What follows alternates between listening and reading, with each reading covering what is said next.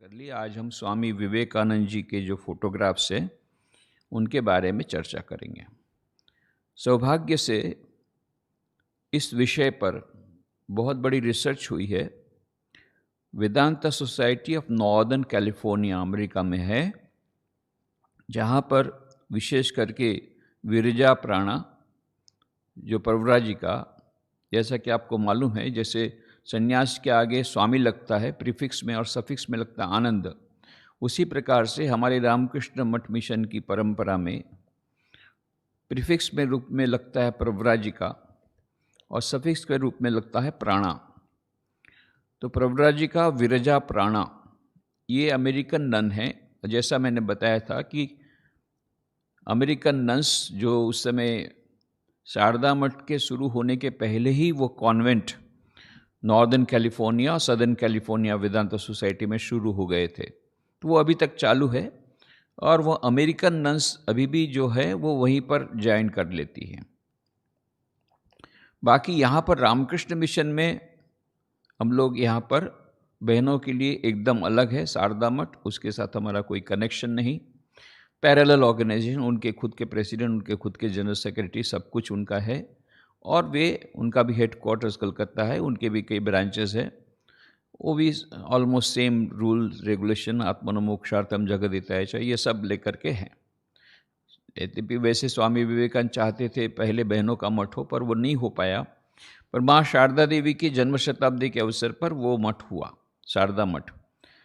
परंतु ये जो हम बता रहे हैं, ये जो कॉन्वेंट है, इसका शारदा मठ से कनेक्शन नहीं है, क्योंकि शारदा मठ के प्रारंभ होने के बहुत पहले से ये कॉन्वेंट शुरू हो गई थी दोनों जगह पर, Vedanta society of northern California पर और Vedanta society of southern California पर। तो वहाँ पर बहनों के लिए अलग से कॉन्वेंट है, अलग से रहने की जगह है। पर ऐसे जो अमेरिकन नन्स हैं वो यहाँ रहती हैं। तो ये जो Vedanta society of northern California की कुछ नन्स हैं, अमेरिकन नन्स, ये और कुछ लोगों ने, वॉलंटियर्स ने मिल करके बहुत अच्छा रिसर्च करके किताब निकाली, फोटोग्राफ्स ऑफ स्वामी विवेकानंद पर। बहुत ही सुंदर किताब है। तो ये photographs of Swami Vivekananda fortunately तो बहुत कॉस्टली है, परंतु बाद में उन लोगों ने इसको स्पॉन्सर करके अभी रामकृष्ण मठ चेन्नई से प्रकाशित हुई है। इतनी मोटी किताब ये केवल 250 रुपये में वो लोग दे रहे हैं, उसमें भी शायद कंसेशन है। तो ये बहुत बड़ी एक बात है, बहुत इसके ऊपर कितनी मेहनत हो करके इन लोगों ने रिसर्च करके कैसा रिसर्च किया है, एक एक फोटोग्राफ कैसी, किस जगह लिया गया, किस प्रकार से लिया गया, किसने लिया, ये सब को ढूंढना, हिस्टोरिकल एविडेंस, ये सब हिस्टोरिकल डिटेल्स सब खोजना बहुत बड़ी बात है। उसके बाद में किन परिस्थितियों में यह लाया गया और उस परिस्थिति में स्वामी विवेकानंद की मानसिक अवस्था कैसी थी, तो कैसे वो फोटो में दिखते हैं, उसके साथ में पैरेलल उनकी उस समय अवस्था क्या थी, उस समय की कौन सी इंपॉर्टेंट घटना थी, वो सब मिला करके बहुत ही सुंदर एक प्रेजेंटेशन हुआ है, फोटोग्राफ्स ऑफ स्वामी विवेक। तो कुल हमारे पास एज ऑन टुडे 94 फोटोग्राफ्स उपलब्ध हैं, 94 फोटोग्राफ्स कैमरा के द्वारा लिए गए, जिसमें कि वो खुद इस प्रकार से या तो इंडिविजुअली हैं या किसी ग्रुप में हैं, अधिकांश तो इंडिविजुअली हैं। तो ऐसे 94 फोटोग्राफ्स पर रिसर्च करके दिया और बाद में और भी 12 फोटोग्राफ्स उन्होंने ऐड किए हैं, जिसमें कि स्वामी विवेकानंद के ऊपर जो स्केच मैडम ने किया था, एक आर्टिस्ट ने, वो स्केच भी है। फिर एक जो पोस्टर शिकागो में उन्होंने निकाला था स्वामी विवेकानंद के फोटो के आधार पर, जो कि गलियों गलियों में सब जगह पूरे शिकागो शहर में लटकाए गए थे, उसको भी ले लिया। इस प्रकार से वो एक्चुअल फोटोग्राफ नहीं होने के बावजूद भी ये 12 ऐसे लिए हैं, 94 है एक्चुअल फोटोग्राफ्स कैमरा द्वारा लिए गए। और ये हमको ध्यान रखना पड़ेगा कि उस समय फोटोग्राफी की खोज हो गई थी, ये हमारे लिए बहुत सौभाग्य की बात है। पर हम लोग सोच नहीं सकते उस समय एक फोटोग्राफ लेना, it was a very big project. Studio में ही हो सकता था, बहुत प्रोफेशनल फोटोग्राफर लगते थे। फॉर्चुनेटली बॉक्स कैमरा आ गया था, पर इट वाज वेरी कॉस्टली, बहुत कॉस्टली था और अभी भी उतना प्रचलन नहीं हुआ था। कहीं कहीं पर बॉक्स कैमरा के उधर लिया गया फ़ोटो आपको मिलेगा 2-3 ठो। पर ज़्यादा करके जो फ़ोटोग्राफ्स लिए गए हैं वो प्रोफेशनल फ़ोटोग्राफ़र के द्वारा लिए गए हैं। उसमें बहुत बड़ी उसके लिए काफ़ी मेहनत करनी पड़ती थी। ऐसा आजकल तो सभी लोग अपना मोबाइल से फटाफट फ़ोटो खींचते रहते हैं। उस इमेजिन ही नहीं कर सकते उस समय की। तो इस हालत में इसीलिए हमको फिर भी स्वामी विवेकानंद 1902 तक रहे, इसलिए हमको और ख़ास करके विशेष करके इतने सारे फ़ोटोग्राफ हमको मिले कैसे? क्योंकि उस समय के ज़माने में क्या होता था कि प्रोफ़ेशनल फ़ोटोग्राफ़र होने के बावजूद भी फ़ोटो कैसा आएगा उसकी कोई गारंटी नहीं है। इसलिए एक साथ वो 3, 4, 5 फ़ोटोग्राफ ले लेते हैं, जो लग जाए अच्छा लग जाए। इसीलिए इसमें हम लोग देखेंगे 94 फ़ोटोग्राफ भले हो, उसमें एक-एक फ़ोटोग्राफ के 2-2, 3-3 एक ही पोज़ के 2-2, 3-3 फ़ोटोग्राफ मिलेंगे। थोड़ा-सा चेंज करते हुए, वेरिएशन करते हुए। तो cameraman do not want to take risk, इसलिए ये है। तो जो भी होगा तो उसके बारे में हम लोग ये बातें करेंगे। तो ऐसे इसके बारे में एक बहुत अच्छा एग्ज़िबिशन, ये इसके बेसिस पर ये जो रिसर्च हुआ है, उसके बेसिस पे हमने एक बहुत अच्छा एग्ज़िबिशन बनाया। 36 selected photographs of Swami Vivekananda. एक तरफ फ़ोटोग्राफ, दूसरी तरफ उनका डिस्क्रिप्शन, इंग्लिश, हिंदी और गुजराती में, किन परिस्थितियों में ये फ़ोटो लिए गए थे। ऐसा बहुत सुंदर एग्ज़िबिशन बना करके हम लोगों ने लगाया है बड़ौदा में। तो रामकृष्ण बड़ौदा का जिस दिन उद्घाटन हुआ, वो ऐतिहासिक दिलाराम बंगलो जहाँ पर स्वामी विवेकानंद जी खुद रहे थे, तत्कालीन दीवान मणिभाई जशभाई के अतिथि के रूप में 1892 में, तो वही बंगला गुजरात सरकार ने रामकृष्ण मिशन सौंप दिया 30 साल की लीज पर 30 साल की लीज पर ₹1 टोकन रेंट पर। उसके लिए बहुत मेहनत करनी पड़ी थी, अपने आप में लंबी कहानी है। उस समय मुख्यमंत्री थे नरेंद्र मोदी जी और स्वामी आत्मस्थान जी उस समय वाइस प्रेसिडेंट थे। उन्होंने कहा कि पोरबंदर तो हो गया, वो भी उसके लिए भी बहुत मेहनत हुई थी। बोले अभी हमको बड़ौदा चाहिए, दिलाराम बंगलो मुझे दे दो। बड़ा बड़ा मुश्किल में पड़ा, मैं कहाँ से दूंगा। एक तो इसी के लिए इतनी मेहनत थी, पर वो छोड़ नहीं रहे थे। फिर मुझे ख्याल आया कि जब मैं पोरबंदर में था तो हम लोगों ने 3 कॉलोनी या 37 स्कूल बनाई थी। उसमें से एक कॉलोनी का उद्घाटन गुजरात के चीफ मिनिस्टर नरेंद्र भाई मोदी से कराया था। तब उन्होंने अपनी स्पीच में कहा था खुद ही कि मैं आत्मस्थान जी महाराज के पास जाया करता था। ये नाम बोल करके जब कहा उन्होंने और जाया करता, तो मुझे ये लगा कि चलो। तो फिर मैंने आत्मस्थान जी महाराज के द्वारा उनके पास फ़ोन करा दिया। उन्होंने कहा ठीक है, मैं बंगला दे दूंगा, दिलाराम बंगलो। उन्होंने कंडीशन ये, शर्त ये कर दी कि आत्मस्थान जी महाराज के हाथ में दूंगा, आप लोग के हाथ में नहीं दूंगा। तो हमने उसको शर्त को माने रखा और इसलिए आत्मस्थान जी महाराज उस समय 18 अप्रैल 2005 को रामनवमी का दिन था। उस दिन वो बंगला सौंपा। तो सबसे पहले नरेंद्र मोदी आकर के ये जो एग्जीबिशन है on the photographs of Swami Vivekananda, ये एग्जीबिशन का उद्घाटन किया। ऊपर जाकर के रामकृष्ण विवेकानंद शारदा देवी के जो फोटोग्राफ्स को पुष्पांजलि दी और फिर जो बहुत बड़ा एक हॉल था वहाँ पर जाकर के formal handing over of the documents हुआ। बहुत बड़ा एक सभा, बहुत बड़ी सभा हुई। तो ये एग्जीबिशन इतना सुंदर, वो देख करके इतने प्रभावित हुए नरेंद्र मोदी जी की अपने प्रवचन में उन्होंने कहा कि मैं सब युवकों को बोलूँगा तुम लोग जाओ ये दिलाराम बंगलो में और जाकर के वो एग्जीबिशन देखो, और कुछ नहीं, आँख से आँख मिला करके स्वामी विवेकानंद की आँख की तरफ देखो और ऐसी अद्भुत ऊर्जा तुम्हारे मन में आ जाएगी, एक बहुत बड़ा इंस्पिरेशन मिलेगा। ये माने उनके बारे में, उस फोटोग्राफ्स के बारे में उन्होंने बहुत सारी बातें कही। तो स्वामी विवेकानंद की पुस्तकें जिस प्रकार से एक इलेक्ट्रीफाइंग इफेक्ट देती है रोमारोला के अनुसार, उसी प्रकार से उनके फोटोग्राफ देखने से ही अद्भुत ऊर्जा आती है। ऐसा कई लोगों का अनुभव है। फोटोग्राफ में मानो वो स्वयं है, और माँ शारदा तो कहती है कि छाया और काया समान है, और इसीलिए श्री रामकृष्ण देव के फोटोग्राफ को इसी प्रकार से वो देखती थी जैसे मानो साक्षात श्री रामकृष्ण देव हैं। स्वामी रामकृष्णानंद जी महाराज श्री रामकृष्ण के फोटोग्राफ का उसी प्रकार से पूजा करते थे, उसी प्रकार सेवा करते थे जैसे श्री रामकृष्ण जब जीवित थे उस समय करते थे, उसी प्रकार से करते थे। और स्वामी विवेकानंद के फोटोग्राफ में मानो ऐसा लगता है कि वो उसी में जीवित हैं, जीवंत हैं। और इसीलिए नरेंद्र मोदी ने उस समय कहा था, युवकों से मैं खास आग्रह करूंगा, स्वामी विवेकानंद के फोटो देखो और आंख से आंख मिलाकर कुछ क्षण तक देखो, एक क्षण के लिए नहीं, बिल्कुल उसको स्टेयर करके देखो और देखो तुम्हारे मन में कितनी अद्भुत ऊर्जा आती है। और ऐसा कई लोगों का अनुभव है। तो इस प्रकार से ये फोटोग्राफ्स ऑफ स्वामी विवेकानंद, ये कोई कम बात नहीं है, एक बहुत बड़ी बात है। इसका संकलन करके इसके ऊपर जो रिसर्च किया गया, इतनी मेहनत की गई, ये बहुत बड़ी बात है। तो हम लोग अत्यंत संक्षेप में ये सब के डिस्क्रिप्शन वगैरह जो दिया है, बाद में हम तो आज आप लोग पुस्तक बाद में मंगा सकते हैं, हर एक ब्रांच सेंटर में ये उपलब्ध है, ये पुस्तक फोटोग्राफ्स ऑफ स्वामी विवेकानंद। फिर भी हम अत्यंत संक्षेप में उसकी बातें करेंगे। तो पहला फोटोग्राफ नंबर दिया हुआ है।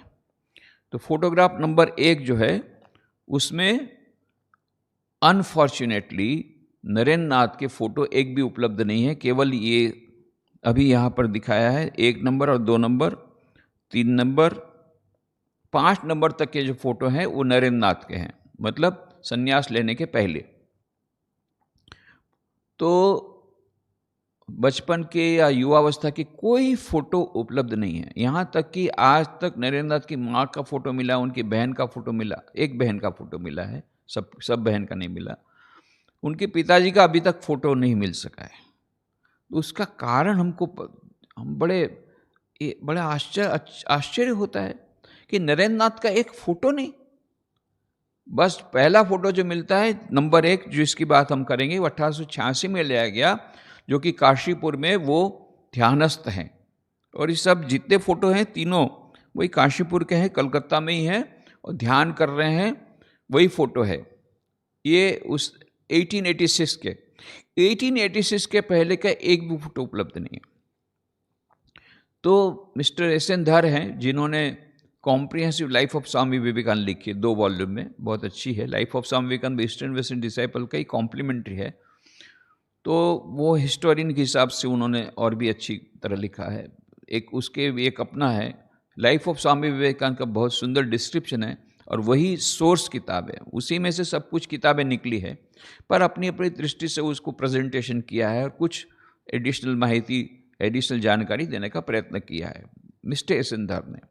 तो उन्होंने फिर बाद में भूपेंद्र नाथ दत्त, जो कि स्वामी विवेकानंद के छोटे भाई, सबसे छोटे भाई, उनको पूछा था कि भाई ये क्या बात है, नरेंद्र नाथ का एक भी फोटो उपलब्ध नहीं है। तब उन्होंने कहा थे, अरे तुम जानते नहीं हो कितनी बार पुलिस हमारे यहाँ आई थी, कितनी बार CID डिपार्टमेंट आई थी, क्योंकि वो तो रिवॉल्यूशनरी थे, वो तो जेल में भी गए थे जैसा बताया। और नरेंद्र नाथ के ऊपर भी उनको डाउट तो था ही बाद में भी। इवन स्वामी विवेकानंद बनने के बाद भी एक CID ऑफिसर ने बाद में उनके घर में निमंत्रण दे करके बोला, तुम जल्दी नरेंद्र जो है ठीक ठीक बोल दो। फिर नरेंद्र नाथ उसका गला पकड़ के बोला कि इस प्रकार से अभी दूसरे किसी को ये डिसीव मत करना, लंच के लिए बुलाता है और इस प्रकार से बात करता है, ऐसा करके वो निकल गए। वो इतनी हिम्मत थी उनमें, अलग बात है। पर जो भी होगा, वो पुलिस और CID डिपार्टमेंट ये सब स्वामी विवेकानंद के पीछे भी पड़े थे, परिव्राजक अवस्था में भी पड़े थे, बाद में भी बेलू मठ पर तो उन्होंने कितना सारा टैक्स लगाया ब्रिटिश गवर्नमेंट ने। तो बाद में वो मिस मैक्लोड के कहने से फिर वो टैक्स एग्जेम्पशन हुआ, जो भी होगा। But what ever it is, मुख्य बात यह है कि उसने कहा, भूपेंद्र नाथ दत्त ने, कि जो कुछ था, जितने फोटो टंगे हुए थे, जितने कागजात थे, ये सब CID डिपार्टमेंट आकर के ले गए। तो दिस में भी क्वाइट पॉसिबल, क्योंकि यही हमको लगता है, क्योंकि बाद में भुवनेश्वरी देवी क्योंकि लंबा समय तक जीवित रही और क्योंकि स्वर्णमयी देवी लंबे समय तक जीवित रही, 73 ईयर्स उम्र तक, इसलिए उनके फोटो बाद में लिए गए हैं। यंग उम्र के फोटो ये भी नहीं है। तो ये क्वाइट पॉसिबल कि नरेंद्र नाथ के जो मकान पर से सब लोग फोटो वहाँ से पुलिस डिपार्टमेंट में ले लिए होंगे, जो भी होगा। But what ever it is, ये फोटो नंबर 1, 2 और 3, 1 नंबर बताओ। ये फोटो नंबर 1 भी 1886 में लिया गया है, फोटो नंबर 2 भी 1886 में लिया गया है, और फोटो नंबर 3 भी। ये तीनों फोटो नंबर 1 और 2 कलकत्ता में कौन सी जगह पर हमको पता नहीं है, पर फोटो नंबर जो 3 है वो लिया गया 1886 में, वो काशीपुर में लिया गया। अभी चौथा और पांचवा जो फोटोग्राफ है, चौथा और पांचवा फोटोग्राफ ऑलमोस्ट सेम है। ये चौथा और पांचवा फोटोग्राफ जो है वो 16 अगस्त 1886 का फोटोग्राफ है। तो स्वामी विवेकानंद जी ने जैसे 4 जुलाई 1902 को अमेरिका की स्वाधीनता दिवस पर उन्होंने शरीर त्याग दिया, और ये भी अद्भुत संयोग, श्री रामकृष्ण देव ने भी 16 अगस्त को शरीर त्याग दिया। आज 16 अगस्त है, तो हम लोग पुण्यतिथि नहीं मनाते हैं, क्योंकि हम लोग यही मानते हैं श्री रामकृष्ण देव आज भी हैं, केवल उनका। और श्री रामकृष्ण देव खुद ने ही, माँ शारदा देवी जब अपनी चूड़ियाँ निकाल रही थी, दूसरे दिन की बात है, तो श्री रामकृष्ण देव बोले, अरे चूड़ियाँ क्यों निकाल रही हो? मैं क्या मर गया हूँ? अरे मैं एक कमरे से दूसरे कमरे में गया हूँ। और बार बार इस प्रकार से दर्शन होते रहे माँ शारदा देवी को, इसलिए लोगों ने बहुत क्रिटिसाइज़ किया, फिर भी उन्होंने श्री रामकृष्ण देव का कहना मान करके चूड़ियाँ रखी, और साड़ी में भी पतली बॉर्डर वाली साड़ी रखी, पतली लाल बॉर्डर वाली साड़ी, सफ़ेद साड़ी। इस प्रकार से उन्होंने एक कॉम्प्रोमाइज़ किया, नहीं तो विधवाओं के लिए तो बहुत कठिन सब नियम थे। श्री रामकृष्ण देव ने कहा, मैंने शरीर केवल त्यागा है, पर मैं कहीं गया नहीं हूँ। तो ऐसे कई उन्होंने वो दिए थे। तो जो भी होगा, हम लोग कभी भी न रामकृष्ण, हमारी यहाँ परंपरा ही नहीं रामकृष्ण मिशन में कि इसकी रामकृष्ण देव, शारदा देवी, स्वामी विवेकानंद की पुण्यतिथि मनाई जाए। हम मानते ही नहीं पुण्यतिथि कब मनाई जाती है, कि जब कोई आदमी चला जाता है फिर पुण्यतिथि। हम तो मानते ही नहीं कि पुण्यतिथि, तो पुण्यतिथि मनाने का सवाल कहाँ है। जो भी होगा, उन्होंने अपने देह में से उनको स्वाधीनता मिली। बाद में भारत को भी स्वाधीनता मिली 15 अगस्त को, और 15 अगस्त को रात को 1 बजे श्री रामकृष्ण देव महासमाधि में चले गए। पर भक्त लोग ऐसा ही मानते थे, ऐसा बार बार समाधि होती थी तब उनका सांस रुक जाती थी। ये उसी प्रकार की एक बहुत गहन समाधि होगी। तो सुबह तक तो वो लोग भगवान का नाम सुनाते रहे, बहुत सारा करते रहे, पर फिर भी जब कुछ नहीं हुआ, फिर डॉक्टर महेंद्र लाल सरकार को बुलाया गया। डॉक्टर महेंद्र लाल सरकार ने 10 बजे आकर के वो देख करके बोला, नहीं, इनकी महासमाधि हो गई, इन्होंने प्राण अभी नहीं है इसमें, इसलिए तुम लोग खुद अपने पॉकेट में से 10 रुपया दिया, क्या इसका फोटो ले लो, अंतिम फोटो ले लो, और बाकी अग्नि संस्कार का कह रहे हो। और वो फिर दुखित हृदय से चले गए डॉक्टर महेंद्र लाल सरकार। ये हमको डिस्क्रिप्शन मिलता है। तो ये जो फोटो नंबर 4 और 5, इसमें आप लोगों को दिखते हैं नरेंद्र नाथ हैं, और भी कुछ गुरु भाई उनके हैं, कुछ गृहस्थ भक्त हैं, मास्टर महाशय हैं, महेंद्र नाथ गुप्त आपने देखा होगा, फोटो दिख रहा है। 4 और 5 नंबर दिखाओ तो। 4 और 5 नंबर में आप देखेंगे सिमिलर फोटो है। उसमें श्री रामकृष्ण देव, जैसा मैंने बताया था, श्री रामकृष्ण देव का कॉट थोड़ा सा दिख रहा है, पर श्री रामकृष्ण देव का फोटो नहीं दिखाया। जैसे मैंने बताया कि सेंटिमेंट्स, डिवोटीज भक्त लोगों की सेंटिमेंट्स को, उनकी भावनाओं को ध्यान में रखते हुए, क्योंकि जैसा कहा था श्री रामकृष्ण देव ने जगत के कल्याण के लिए आए थे, तो अपने जीवन की लिटरली प्रत्येक बूंद उन्होंने जगत के कल्याण के लिए दे दी। लास्ट मिनट तक भी उनको कैंसर था, बहुत तकलीफ होती थी, फिर भी कोई सिंध प्रदेश से आए तो हीरानंद उसके साथ बातचीत की, अपना पूरा लास्ट ड्रॉप ऑफ ब्लड तक में उन्होंने जगत का कल्याण किया। मानो it was a crucifixion of Christ. जिस प्रकार से क्राइस्ट क्रूसिफाई हो गए जगत के कल्याण के लिए, उसी प्रकार से it is a type of crucifixion, जहाँ श्री रामकृष्ण देव ने अपने ब्लड, एक एक ड्रॉप ब्लड दे दिया जगत के कल्याण के लिए। इसलिए वो जो फोटो है उसमें केवल हड्डियां छोड़ के कुछ नहीं है, इसलिए लोगों को बहुत दुख होता है। इसलिए उस फोटो को हमने दिखाया नहीं, यहाँ पर भी नहीं दिखाया। आपने देखा होगा उनका फोटो निकाल दिया है, और कॉट भी आधा दिख रहा है। इसी कॉट में उनको फिर ले जाया गया, पास में ही वरानगर स्मशान घाट है।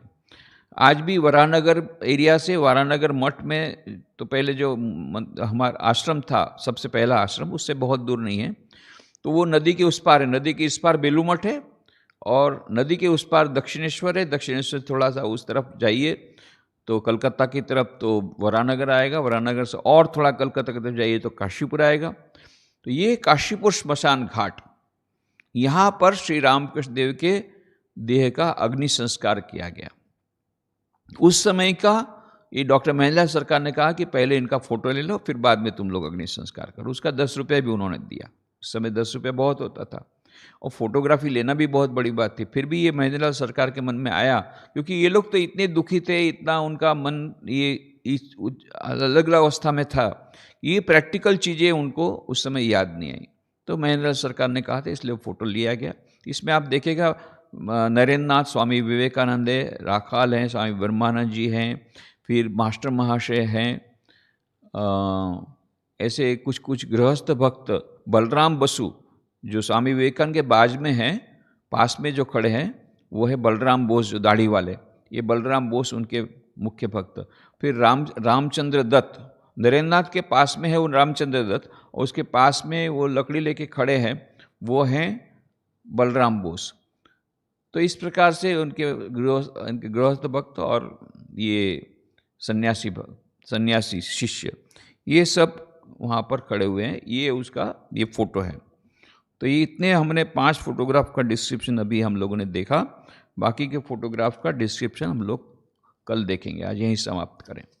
ओम शांति शांति शांति। हरि ओम तत्सत।